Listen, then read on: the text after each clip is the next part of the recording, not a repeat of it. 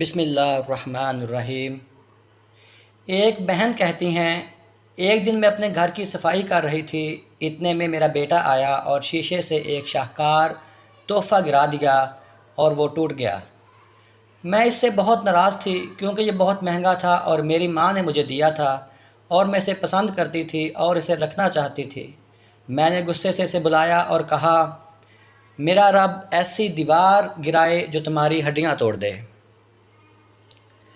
بہن کہتی ہیں، سال گزر گئے اور میں اس بد دعا کو بھول گئی اور مجھے اس کی پرواہ نہیں تھی اور نہ ہی مجھے معلوم تھا کہ وہ آسمان پر چڑھ گئی ہے۔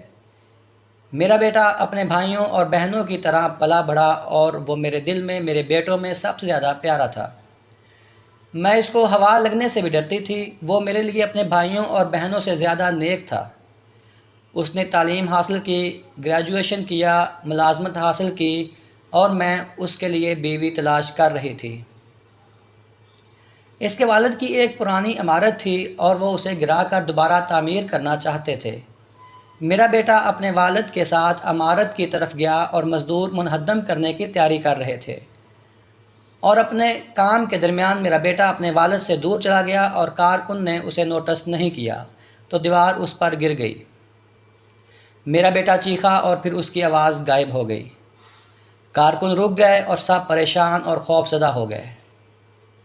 انہوں نے بڑی مشکل سے اس سے دیوار ہٹائی اور ایمبولینس آئی اور اس کا جسم لے جانے کے قابل نہ رہا تھا کیونکہ شیشے کی طرح گر کر ٹوٹ گیا تھا، تو انہوں نے اسے بڑی مشکل سے اٹھایا اور انتہائی نگہداشت میں منتقل کیا۔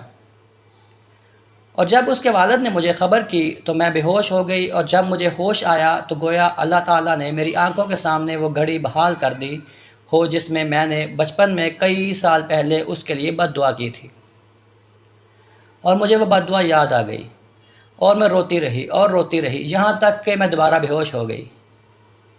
جب ہسپتال میں مجھے افاقہ ہوا تو میں نے اپنے بیٹے کو دیکھنے کے لیے کہا۔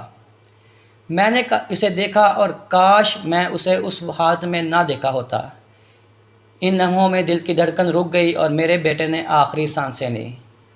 میں نے روتے ہوئے کہا، کاش وہ دوبارہ زندہ ہو جائے، گھر کے تمام فن پاروں کو توڑ دے، بس میں اسے نہ کھوں۔ کاش میں گونگی ہو جاتی اور اس کو بد دعا نہ دیتی۔ کاش کاش کاش، لیکن کاش لفظ کا وقت پورا ہو چکا تھا۔ ایک شخص عبداللہ بن مبارک رحمہ اللہ کے پاس اپنے بیٹے کی نافرمانی کی شکایت کرنے آیا۔ ابن مبارک نے اس سے پوچھا، کیا تم نے اس کے لیے بد دعا کی؟ اس نے کہا، ہاں۔ اس نے کہا، جاؤ، تم نے ہی اسے خراب کر دیا۔ ہر ماں اور باپ کے لیے میرا پیغام، اپنے بچوں کو غصے میں بد دعا کرنے میں جلدی نہ کریں۔ شیطان مردود سے اللہ کی پناہ مانگیں۔ اپنی زبانوں سے وعدہ کریں کہ وہ اپنے بچوں کے لیے کامیابی اور رہنمائی کے لیے دعا کریں، ان کو بد دعا نہ دیں، اور جان لیں کہ اپنے بچوں کے لیے بد دعا کرنے سے ان میں فساد، ضد اور نافرمانی ہی بڑھ جاتی ہے۔ اس نافرمانی کی شکایت کرنے والے سب سے پہلے آپ ہیں، جنہوں نے ان کے لیے بد دعا کرنے میں جلدی کی۔